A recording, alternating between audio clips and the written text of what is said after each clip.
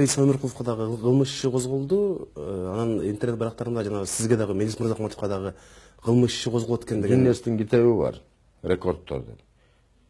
Мырзахматовду 410дон ашык жолу текшеришти. 410дон ашык жолу.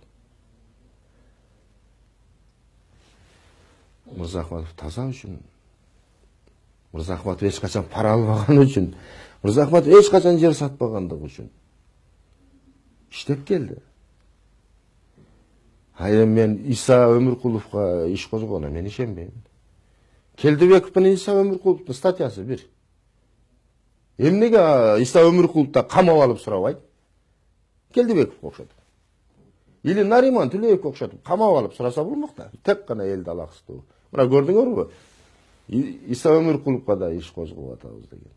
Мен bir жылдан кийин ушул бийик студиядан сөзүмү дагы сиздерге тастыктап берем. Камабайт. Коррупцияга каршы күрөш ылгап, саясий көз карашына карап жүрүп атат.